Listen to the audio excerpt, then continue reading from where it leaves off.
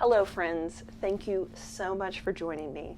Listen, today I want to talk to you about a subject that's near and dear to my heart and probably yours, which is my agent is no good.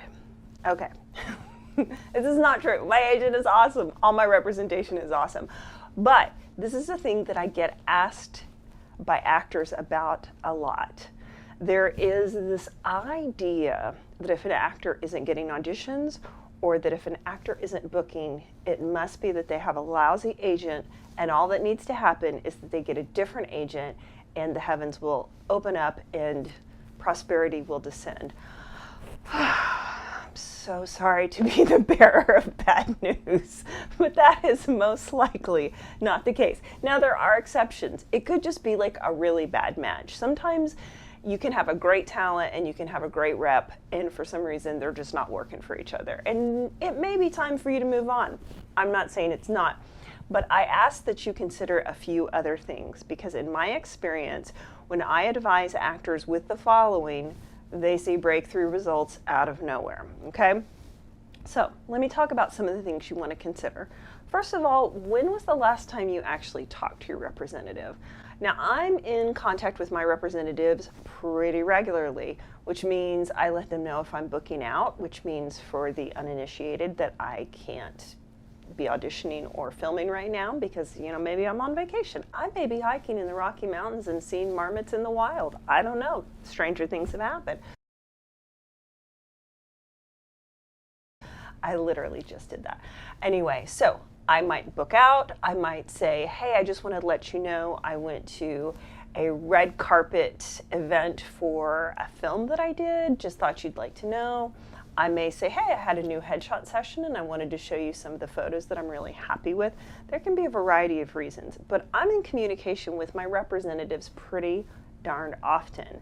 And I always show my appreciation anytime I get an audition, okay? Much less a booking, but I'm always really, really appreciative, okay? Because it's a relationship based on trust and mutual respect. I don't know what trust is, but it doesn't sound like a good thing. Trust sounds much nicer.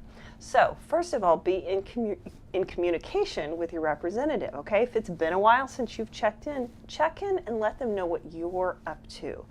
My manager is very fond of saying there's a reason he only gets X percent, because we need to be in charge of X percent of our career, and that's absolutely true. So make sure that you're doing your part. The other thing that you want to ask is, hey, how are my marketing materials doing? It could be that you have outdated headshots. It could be that you have bad headshots. It could be that the headshot sends one message, but when you're filming auditions, you come across as a completely different type. I've seen this happen a lot. Your headshot says, I don't know, supermodel, but when you audition, you're girl next door. Or your headshot says, serial killer, but when you show up on film, your likable dad or whatever, right? So there could be a disconnect between your marketing materials, meaning primarily your headshots, and the way you show up on film. So it could be worth taking a workshop or a consultation around branding to make sure you're branding yourself in the correct way. Okay, something else that could be happening is that your auditions just don't look great, okay? And that can be for a variety of reasons. It can be bad lighting. It could be a messy or confusing background. It can be a really distracting background. It could be poor sound. It could be just poor production quality all around. So maybe you're getting the audition, but maybe the quality of the production that you're turning in is so lousy that they kind of take a pass, right? Or it could be your performance is not at the level that it needs to be, which is why you really want to have an honest conversation with your representative. I've had people come to me for consultations and they'll show me, like, this is the video I turned in. Sometimes people are reading straight from the script, okay? When you submit an audition, it's like being in the room. They want to see that character that they're looking for, right? So if you're kind of just reading off your script, or if you're really struggling with your lines, if you're not making eye contact with your reader, I mean, there could be a myriad of reasons, but make sure your audition tapes look as great as they can possibly be. There's a casting director I follow, Jeremy Gordon. He's lovely. Follow him on Instagram, but he says consistently, just do great work and we're going to remember you, okay? And the other thing that you want to look at is, are you actually getting submitted for the types of projects that you're right for, okay? So you can always ask your representative for a list of the characters and projects you're being submitted for, right? So if you're more of a sitcom type and you're getting submitted for Ozark, maybe that's not a great fit. If you're more of like a sweet mom for like commercials, and you're getting submitted for Better Call Saul as like a heavy, you know, or a drug addict or something like that, that's just not a good brand fit, okay?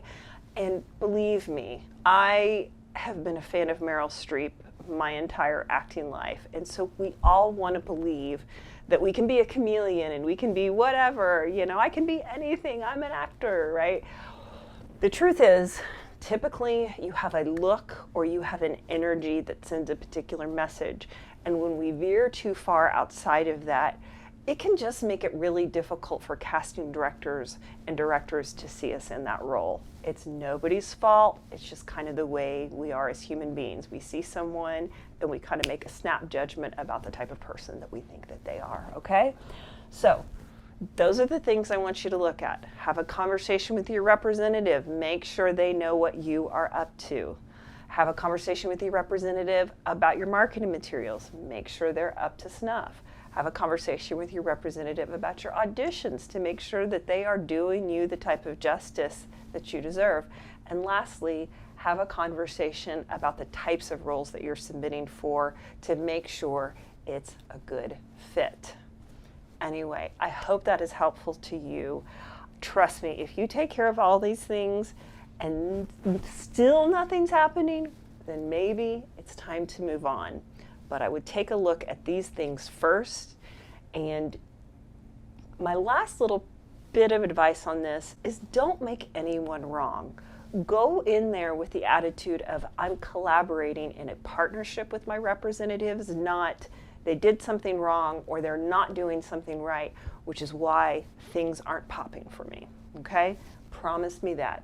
It's nobody's fault. We're in collaboration. Let's be partners in making this career go to the next level for me, okay? Anyway, friends, thank you so much for joining me.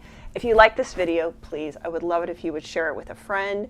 I suggest that you sign up for my YouTube channel because anytime I have a new video out, you're going to be the first to see it, and I have over 100 videos at this point, all on the business and craft of acting. And if you really want all the goodies, I suggest you sign up for my email list, because there are things that I share on my email list, including sometimes some juicy auditions that I just don't share anywhere else.